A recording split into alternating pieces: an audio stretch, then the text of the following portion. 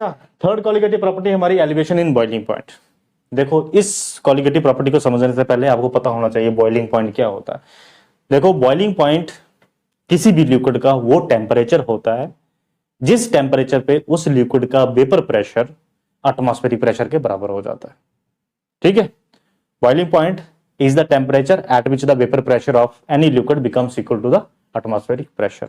ठीक है, उसके बाद हम इसको समझेंगे एलिवेशन इन बॉइलिंग पॉइंट क्या होता है। देखो, जब हम किसी लिक्विड में नॉन वोलेटाइल सॉल्यूट ऐड करते हैं, जब किसी लिक्विड में हम नॉन वोलेटाइल सॉल्यूट ऐड करते हैं और उस लिक्विड का वेपर प्रेशर क्या हो जाता है, कम हो जाता है। सपोज करो, देखो सिंपली एक लिक्विड है हमारे पास, ठीक है, इसको T टेम्परेचर पे इसका एक P1 वेपर प्रेशर है। जब इसमें नॉन वोलेटाइल सॉल्यूट ऐड किया आपने, जो सोल्यूशन बन गया, फिर क्या बन गया, ये सोल्यूशन नॉन वोलेटाइल। अब इसी T टेम्परेचर पे इसमें जो प्रेशर आएगा P2, ये प्रेशर कम होगा एज कंपेयर टू P1। क्यों? क्योंकि नॉन वोलेटाइल सॉल्यूट ऐड करने से वेपर प्रेशर किसी भी लिक्विड का उस पर्टिकुलर टेम्परेचर पे कम हो जाता है। ठीक है, अब ये सपोज करो इस T टेम्परेचर पे ये जो प्रेशर है ये एटमॉस्फेरिक प्रेशर के बराबर है। मींस एटमॉस्फेरिक प्रेशर कितना है, 1। ये T टेम्परेचर पे एटमॉस्फेरिक प्रेशर के बराबर पहुंच जाता है। मतलब T टेम्परेचर क्या है उसका, बॉइलिंग पॉइंट है, बॉइलिंग पॉइंट है। और उसी T टेम्परेचर पे जब हमने नॉन वोलेटाइल सॉल्यूट ऐड किया इस लिक्विड में, जो सॉल्यूशन बना उसका प्रेशर क्या होगा, कम हो जाएगा। ये था, सपोज करो इधर है अभी, है ना, प्रेशर कम हो गया। अब क्या करना पड़ेगा, हमें इसका टेम्परेचर रेज करना पड़ेगा ताकि इसका प्रेशर जो वेपर प्रेशर है वो एटमॉस्फेरिक प्रेशर के बराबर पहुंच जाए। और फिर जाके ये क्या होगा, लिक्विड बॉइल करेगा, मतलब उसका बॉइलिंग पॉइंट आएगा। तो हुआ क्या, नॉन वोलेटाइल सॉल्यूट ऐड करने पे किसी भी लिक्विड में उसका जो बॉइलिंग पॉइंट है वो राइज कर जाएगा। बात समझे, क्यों राइज कर गया, क्योंकि वेपर प्रेशर उसका कम हो जाएगा। और वेपर प्रेशर उसका एटमॉस्फेरिक प्रेशर के बराबर करने के लिए, मतलब उसका बॉइलिंग पॉइंट रीच करने के लिए आपको टेम्परेचर राइज करना पड़ेगा। बात समझे। तो हुआ क्या, जो प्योर लिक्विड है और उसका सोल्यूशन है, प्योर लिक्विड का बॉइलिंग पॉइंट नॉर्मल और सोल्यूशन का बॉइलिंग पॉइंट हाई, ज्यादा हो गया। तो ये जो डिफरेंस आया आपको, इसी को बोलते हैं elevation in boiling point. Rise कर गया ना, सोल्यूशन का जो बॉइलिंग, लिक्विड का जो बॉइलिंग पॉइंट था वो कम था, सोल्यूशन का ज्यादा हो गया। क्यों? क्योंकि उसका वेपर प्रेशर कम था, उसको ज्यादा हीट करना पड़ा एटमॉस्फेरिक प्रेशर पे पहुंचाने के लिए, ज्यादा टेम्परेचर देना पड़ा। ज्यादा टेम्परेचर दोगे मतलब बॉइलिंग पॉइंट उसका ज्यादा हो गया। तो ये जो राइज हुआ बॉइलिंग पॉइंट में due to addition of non volatile solute is known as elevation in boiling point. बात समझे। इसको एलिवेशन इन बॉइलिंग पॉइंट हम ग्राफिकली भी समझ सकते हैं, प्लॉट ड्राइव करके। हम क्या करते हैं, एक इस वाई एक्सिस पे वेपर प्रेशर ले लेते हैं, इधर आपको टेम्परेचर ले लेते हैं। सपोज करो वेपर प्रेशर और इस पोर्शन पे ये प्रेशर एटमॉस्फेरिक प्रेशर है, मतलब इधर प्रेशर जो है एटमॉस्फेरिक प्रेशर के बराबर है। हम सॉल्वेंट का ग्राफ स्टडी करते हैं। T temperature, initially T temperature उसका वेपर प्रेशर यहां पे था, जैसे जैसे टेम्परेचर इंक्रीज करके वेपर प्रेशर इंक्रीज करता गया, एक टाइम पे उसका वेपर प्रेशर एटमॉस्फेरिक प्रेशर के बराबर पहुंच गया। ठीक है, तो यहां पे इसका क्या हो गया, इस के कॉरस्पॉन्डिंग इसका जो टेम्परेचर है वो क्या हो गया, इसका बॉइलिंग पॉइंट हो गया। सपोज करो ये हम T1 रख लेते हैं। ये क्या था, प्योर सॉल्वेंट का लिया हमने, सॉल्वेंट का लिया और इस कर्व को नाम दे देते हैं AB। ठीक है, AB कर्व किसका है, सॉल्वेंट का। जैसे जैसे टेम्परेचर राइज किया वैसे वैसे वेपर प्रेशर इंक्रीज करता गया और B पे पहुंच के इसका वेपर प्रेशर एटमॉस्फेरिक प्रेशर के बराबर पहुंच गया। और ये B के जो कॉरस्पॉन्डिंग टेम्परेचर होगा, क्योंकि टेम्परेचर हमने ऐसे इंक्रीज किया, ये इसका बॉइलिंग पॉइंट हो गया सॉल्वेंट का। अब जब इसका हमने सोल्यूशन बनाया, जब इसमें नॉन वोलेटाइल सॉल्यूट ऐड किया, तो किसी भी टेम्परेचर पे जो सोल्यूशन का वेपर प्रेशर होगा वो सॉल्वेंट से कम नहीं होगा। सपोज करो इनिशियली जब हमने लिया तो सॉल्वेंट का प्रेशर इधर आ रहा था, तो सोल्यूशन का इससे कम नहीं आएगा। क्यों आएगा, क्योंकि जब भी हम नॉन वोलेटाइल सॉल्यूट, ये देखो ये इसका वेपर प्रेशर यहां पे कॉरस्पॉन्डिंग है इसका, और सेम टेम्परेचर पे। बात समझे, सोल्यूशन का वेपर प्रेशर कम। क्यों? क्योंकि जब भी नॉन वोलेटाइल सॉल्यूट ऐड करते हैं वेपर प्रेशर रिड्यूस हो जाता है। बात समझे? तो इस टी टेम्परेचर, तो इसका जो ग्राफ चलेगा, सोल्यूशन का जो ग्राफ चलेगा सॉल्वेंट वाले ग्राफ से नीचे नीचे ही चलेगा। बात समझे? तो जैसे जैसे टेम्परेचर राइज करेंगे सोल्यूशन का वेपर प्रेशर भी इंक्रीज होता जाएगा होता जाएगा होता जाएगा। सपोज करो इधर पहुंच के ये एटमॉस्फेरिक प्रेशर के बराबर पहुंच गया, इस जगह पे इसको रख लेते नाम C D. C D curve किसका हो गया? सोल्यूशन का हो गया। जैसे हमने टेम्परेचर राइज किया वेपर प्रेशर सोल्यूशन का भी राइज कर गया, और डी पे जाके इसका एटमॉस्फेरिक प्रेशर के बराबर वेपर प्रेशर पहुंच गया, और इसका जो कॉरस्पॉन्डिंग टेम्परेचर है वो क्या है? Boiling point of solution. अब मुझे बताओ सोल्यूशन का बॉइलिंग पॉइंट ज्यादा है या सॉल्वेंट का ज्यादा है? सोल्यूशन का ज्यादा है T2, T1 सॉल्वेंट का है। तो ये जो इंक्रीज हुआ है बॉइलिंग पॉइंट का due to addition of non volatile solute in solvent in resulting solution, है ना, रिजल्टिंग सोल्यूशन में जो बॉइलिंग पॉइंट राइज हो गया, इसको हम बोलते हैं एलिवेशन इन बॉइलिंग पॉइंट। और इस एलिवेशन इन बॉइलिंग पॉइंट को डिनोट करते हैं हम delta T B, means change in boiling point, change in boiling point. और चेंज इन बॉइलिंग पॉइंट कितनी आई? Temperature of boiling point of solution minus boiling point of solvent. समझे? That is delta T B. This is the colligative property. क्योंकि ये किस पे depend किया? जितना ज्यादा आप नॉन वोलेटाइल सॉल्यूट ऐड करते जाओगे उसका बॉइलिंग पॉइंट उतना ज्यादा राइज करता जाएगा, मतलब उसको उसका वेपर प्रेशर उतना ही कम हो जाएगा, उसको ज्यादा हीट करना पड़ेगा ज्यादा टेम्परेचर पे, ताकि उसका वेपर प्रेशर बॉइलिंग पॉइंट के बराबर एटमॉस्फेरिक प्रेशर के बराबर पहुंच सके। बात समझे? तो जितना ज्यादा नॉन वोलेटाइल सॉल्यूट ऐड करोगे उसका बॉइलिंग पॉइंट उतना ज्यादा रेस कर जाएगा। तो इसका मतलब delta T B is also a colligative property. ये नंबर ऑफ मोल्स पे डिपेंड करेगी सॉल्यूट पे, सॉल्यूट का कितना अमाउंट आपने ऐड किया गया। अब देखो delta T B T2 minus T1, और जो एलिवेशन इन बॉइलिंग पॉइंट है means change in boiling point, rise in boiling point, वो किसके डायरेक्टली प्रोपोर्शनल रहता है? Delta TB is directly proportional to the molality of the solution. This is what? Molality, molality of solution means delta TB directly proportional small M. Molality किससे denote करते हैं? Small M से। और इस directly proportional का sign हटाएंगे, delta TB is equal to KB constant लग जाता है, और एम। इस केबी को बोलते हैं मोलल एलिवेशन कांस्टेंट, जो क्या बोलते हैं? Molal elevation constant. और ये हर एक सॉल्वेंट के लिए इसकी वैल्यू अलग होती है। ये सॉल्वेंट टू सॉल्वेंट वेरी करता है, और आपको न्यूमेरिकल पर्पस के लिए इसकी वैल्यू दी होती है। केबी की वैल्यू आपको दी होती है। केबी की वैल्यू यूनिट क्या रहेगा इसका? टेम्परेचर के लिए क्या आ जाएगा? केल्विन। जब एम को इधर लाओगे आप, KB is equal to delta TB upon M. Molality है, मोलैलिटी क्या होता है? Mass of solute, sorry moles of solute dissolve पर केजी ऑफ सॉल्वेंट। तो मोलैलिटी का यूनिट क्या आ जाएगा? मोल्स केजी इनवर्स, ये आ गया ना, मोल्स पर केजी। और डेल्टा टीबी मतलब टेम्परेचर, टेम्परेचर का क्या आ गया? केल्विन। यूनिट क्या बन जाएगा? केबी का यूनिट क्या बन जाएगा? Kelvin upon moles KG inverse. जब इसको ऊपर ले जाओगे तो क्या बन जाएगा? Kelvin moles inverse KG. ठीक है, तो इसको ऐसे लिख सकते हो, केल्विन केजी मोल्स इनवर्स। ठीक है, अब ये बन गया यूनिट केबी का। और आपको सिर्फ दो के याद रख सकते हो उसके, वाटर का और बेंजीन का। यूजुअली जो सॉल्वेंट सॉल्यूशन के लिए लिया जाता है वो कौन सा होता है? वाटर, या जो नॉन पोलर होंगे उनके लिए बेंजीन यूज करते हैं कई बार।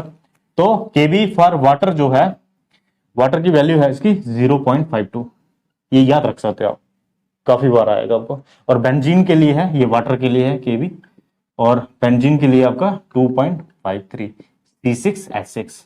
ये वैल्यू याद रख सकते हो, कई बार दी होती हैं और यूजुअली दी ही होती है उन्होंने, और कई बार कोई नहीं दे तो फिर आपको याद रख लो उसको, ये बार बार आपको यही यूज होगी। तो elevation in boiling point is equal to molal elevation constant into molality of the solution, molality of the solution. और ये आपके पास निकल गया एलिवेशन इन बॉइलिंग पॉइंट। समझ आए? सिंपल। बॉइलिंग पॉइंट को आपने पहले एक्सप्लेन किया, उसका पता हुआ आपको कि वेपर प्रेशर के बराबर, जब एटमॉस्फेरिक प्रेशर के बराबर जब वेपर प्रेशर पहुंच जाए किसी सॉल्यूशन का, किसी लिक्विड का, तो वो उसका बॉइलिंग पॉइंट कहलाता है। और जब हम नॉन वोलेटाइल किसी सॉल्वेंट में ऐड करते हैं उसका वेपर प्रेशर ही वो रिड्यूस कर देता है, तो इसका मतलब उसको ज्यादा टेम्परेचर देना पड़ेगा उसके एटमॉस्फेरिक प्रेशर के बराबर पहुंचाने के लिए। तो मींस उसका टेम्परेचर राइज कर गया, उसका बॉइलिंग पॉइंट राइज कर जाएगा। बॉइलिंग पॉइंट राइज कर गया due to addition of non volatile solute, this is known as elevation in boiling point. Simple है, ठीक है। तो ये आ गया आपको एलिवेशन इन बॉइलिंग पॉइंट की डेरिवेशन। अब इसके साथ में आपको निकालना है molecular mass of unknown solute. Unknown solute का मॉलिक्यूलर मास, अननोन सॉल्यूट का मॉलिक्यूलर मास निकालना है। बस हम क्या करेंगे, इसको एक्सपेंड कर देंगे, delta TB is equal to K B. Molality किसके बराबर होती है, moles N of B, moles B में रखो अभी, क्योंकि सॉल्यूट हमेशा हम बी में ले रहे हैं, ए सॉल्वेंट को मान रहे हैं, और moles of solute upon KG of solvent. Solvent का वेट ले लेते हैं WA इन केजी, ये रख लो। अब इधर है ये, तो करो इसको, delta TB into weight of A in KG upon KB is equal to number of moles of B. और number of moles of B किसके बराबर होगा, mass of B upon molecular mass of B. ये होगा ना molecular mass निकालने का तरीका। अब मॉलिक्यूलर मास को इधर लाओ, बाकी वाली सारी टर्म्स उधर ले जाओ। तो molecular mass of B means solute का, वो किसके बराबर हो गया, weight of solute in gram, ये ग्राम में चाहिए होता है मोल्स को, है ना, मास अपॉन मॉलिक्यूलर मास। तो ये आ गया आपके पास, इधर के बी मल्टीप्लाई में था, उधर जाके दोबारा से डिवाइड में था, उधर मल्टीप्लाई में, बाकी वाला सारा नीचे delta TV into weight of A solvent in KG. Gram में करना होगा तो 1000 ऊपर मल्टीप्लाई कर लेना, ग्राम में करना होगा क्योंकि 1000 लगेगा ना इसको, फिर केजी को ग्राम से में लिखना तो 1000 ऊपर चला जाएगा, मल्टीप्लाई 1000 अपॉन वेट इन ग्राम, ऐसे भी कर सकते हैं। WB in gram into KB into 1000 upon delta TB into weight of A इन ग्राम। अगर सॉल्वेंट को भी आपने ग्राम में लिया तो केजी किसके बराबर होगा, weight upon B upon 1000, sorry A into 1000, इसको बोलते हैं ना ग्राम में, केजी को ग्राम में लिखना होगा, ठीक है। 1000 से मल्टीप्लाई डिवाइड कर लिया उसको, ये चीज है आपको, ठीक है। इधर से आप मॉलिक्यूलर मास निकाल सकते हो। अगली कोलिगेटिव प्रॉपर्टी है डिप्रेशन इन फ्रीजिंग पॉइंट, और ये लास्ट कोलिगेटिव प्रॉपर्टी है सॉल्यूशन की, डिप्रेशन इन फ्रीजिंग पॉइंट। तो इस कोलिगेटिव प्रॉपर्टी को समझने से पहले आपको क्या फ्रीजिंग पॉइंट के बारे में पता होना चाहिए। फ्रीजिंग पॉइंट क्या होता है, देखो freezing point, freezing point just यहां पे एक लिक्विड सॉलिडिफाई होना शुरू हो जाता है, that is known as freezing point. यहां पे एक लिक्विड सॉलिडिफाई होना या उसकी लिक्विड स्टेट सॉलिड में कन्वर्ट होना शुरू हो जाए, that is known as freezing point. जैसे वाटर के लिए 0 degree Celsius, that is a freezing point of water. और फ्रीजिंग पॉइंट पे लिक्विड और सॉलिड स्टेट किसी एक सब्सटेंस की कोएग्जिस्ट करती है। मींस फ्रीजिंग पॉइंट वो पॉइंट होता है जहां पे सब्सटेंस मैटर जो है वो लिक्विड और सॉलिड स्टेट दोनों में एग्जिस्ट करता है। अगर उस फ्रीजिंग पॉइंट से टेम्परेचर डिक्रीज करोगे तो सॉलिड स्टेट सभी बन जाएगी, और आर उससे थोड़ा इंक्रीज करोगे तो लिक्विड स्टेट बन जाएगी। बात समझे। तो फ्रीजिंग पॉइंट क्या हो गया, जहां पे लिक्विड और सॉलिड स्टेट कोएग्जिस्ट करती है। बात समझे। अब इस का रिलेशन आपको वेपर प्रेशर के साथ बताना पड़ेगा, तभी तो हम डिप्रेशन इन फ्रीजिंग पॉइंट को एक्सप्लेन कर सकते हैं। देखो लिक्विड और सॉलिड स्टेट कोएग्जिस्ट करती हैं, इसका मतलब दोनों का वेपर प्रेशर क्या होगा, सेम होगा। Freezing point is the temperature at which the liquid and solid phase of a matter have same vapor pressure। इन दोनों का वेपर प्रेशर क्या होगा, सेम होगा, ठीक है। और फिर आपने वेपर प्रेशर और रिड्यूस कर दिया तो ये सॉलिड ही होना शुरू हो जाएगा। और वेपर प्रेशर रिड्यूस कब होगा, जब आप टेम्परेचर को रिड्यूस करोगे तो सॉलिड होना शुरू हो जाएगा। अगर वेपर प्रेशर इंक्रीज करना है मतलब टेम्परेचर इंक्रीज करोगे तो लिक्विड स्टेट अपेयर होना शुरू हो जाएगी। बात समझे। तो freezing point is the temperature at which the liquid and the solid phase of substance coexist and both the faces have same vapour pressure. बात समझे, ठीक है। तो इसको भी आप एक्सप्लेन कर सकते हो उसी तरह से जैसे हमने एलिवेशन एंड बॉइलिंग पॉइंट को एक्सप्लेन किया। देखो जब हम सॉल्वेंट में नॉन वोलेटाइल सॉल्यूट ऐड करते हैं उसका वेपर प्रेशर क्या हो जाता है, कम हो जाता है। इसको हम ग्राफिकली ही समझते हैं सिंपली। जब हम किसी प्योर सॉल्वेंट में नॉन वोलेटाइल सॉल्यूट ऐड करते हैं तो उस सॉल्यूशन का जो रिजल्टिंग सॉल्यूशन है उसका वेपर प्रेशर कम हो जाता है किसी पर्टिकुलर टेम्परेचर में as compare to the solvent. तो अगर हम सॉल्वेंट का पहले ग्राफ रिप्रेजेंट करें वेपर प्रेशर और टेम्परेचर का में, तो आपको जैसे जैसे आप टेम्परेचर को कम करते जाओगे उसका वेपर प्रेशर कम होता जाएगा, है ना। और एक टाइम आएगा जहां पे वो सॉलिडिफाई होना शुरू हो जाएगा और उसके बाद सॉलिड स्टेट अपेयर होगी उस सॉल्वेंट की। और जब सॉलिड स्टेट बनना शुरू हो जाएगी और जैसे वो प्रोसीड करेगी तो वेपर प्रेशर शार्पली रिड्यूस होगा, क्योंकि सॉलिड का वेपर प्रेशर कम होता है। सॉलिड से डायरेक्टली वेपर्स में जाना, मॉलिक्यूल्स कम मॉलिक्यूल्स जाते हैं सॉलिड से डायरेक्टली वेपर स्टेट में, ठीक है। तो वेपर प्रेशर उसका शार्पली रिड्यूस कर जाएगा, बात समझे। तो ये कर्व आ गया आपके पास। यहां इस पॉइंट पे इसको हम रख लेते हैं ए बी पॉइंट पे सॉल्वेंट यहां पे क्या था, लिक्विड स्टेट में है, और यहां पे सॉल्वेंट लिक्विड स्टेट से सॉलिड स्टेट में आना शुरू कर जाता है। और बी पॉइंट क्या हो जाएगा इसका, फ्रीजिंग पॉइंट, और उसके बाद ये शार्पली रिड्यूस कर गया, ठीक है। बी आगे सी तक ये शार्पली रिड्यूस कर दिया। ये सॉल्वेंट की बात आ गई। और सॉल्वेंट यहां पे क्या हो गया, सॉलिडिफाई, सॉलिड स्टेट में आ गया। अब वेपर प्रेशर ले लो आप सोल्यूशन का, जो आपने नॉन वोलेटाइल सॉल्यूट ऐड करके इस सॉल्वेंट में सॉल्यूशन बनाया हुआ है, ठीक है। तो वेपर प्रेशर उस सॉल्यूशन का किसी एक पर्टिकुलर टेम्परेचर पे इस सॉल्वेंट से कम ही होगा, बात समझे। अगर इनिशियली उसका इधर था तो उसका कहां पे होगा, नीचे होगा, तो उसका वेपर प्रेशर इस तरह से डिक्रीज करेगा बाय डिक्रीजिंग द टेम्परेचर। अब टेम्परेचर हम डिक्रीज कर रहे हैं क्योंकि वेपर प्रेशर रिड्यूस करना है, तभी वक्त जाके वो सॉलिडिफाई होगा। तो ये कम होता गया और इस टेम्परेचर पे, इस पॉइंट पे जो आपका सॉल्यूशन यहां पे लिक्विड स्टेट में था, और इस सॉल्यूशन में वेपर प्रेशर किसकी वजह से, सिर्फ सॉल्वेंट मॉलिक्यूल की वजह से, क्योंकि सॉल्यूट के वेपर्स नहीं बनेंगे। तो वेपर प्रेशर जैसे जैसे रिड्यूस होता जाए और इधर जाके जो सॉल्यूशन है वो सॉलिडिफाई होना शुरू हो गया। और इस पॉइंट पे जो सॉल्वेंट सॉल्यूशन में है उसका वेपर प्रेशर और ये सॉल्वेंट यहां पे जो फ्रीज हुआ है, जो सॉलिडिफाई हुआ है, उसके वेपर प्रेशर के बराबर हो गया। तो इधर जाके आपका सॉल्यूशन क्या होगा, फ्रीज होना शुरू होगा, सॉलिडिफाई होना शुरू होगा इस पॉइंट पे, क्योंकि सॉल्यूशन यहां पे तक, अभी तक इस पॉइंट तक सॉल्यूशन क्या है, अभी तक लिक्विड है, उसका वेपर प्रेशर कम है एज कंपेयर टू उसी टेम्परेचर पे। अगर आप सॉल्वेंट के मॉलिक्यूल से देख रहे हो, सॉल्वेंट का मॉलिक्यूल इसी टेम्परेचर पे कहां पे है, यहां पे है ना, उसका वेपर प्रेशर अभी ज्यादा है, समझे। तो इधर जाके दोनों का वेपर प्रेशर बराबर हो गया और यहां पे सॉल्यूशन भी क्या होगा, सॉलिडिफाई होना शुरू हो जाएगा। तो सॉल्यूशन यहां पे सॉलिडिफाई होगा, तो इसके कॉरस्पॉन्डिंग जो टेम्परेचर होगा ये, अच्छा इसको दे दो सी डी, ये सी, ये डी पॉइंट और ये ई पॉइंट, ये पॉइंट ई है, A is the freezing point of the solution. और इधर इसके कॉरस्पॉन्डिंग जो टेम्परेचर आ गया that is the freezing temperature या फ्रीजिंग पॉइंट ऑफ सॉल्यूशन। और सॉल्वेंट का कहां पे है, यहां पे, इसको T1 रख लेते हैं, इसको T2 रख लेते हैं,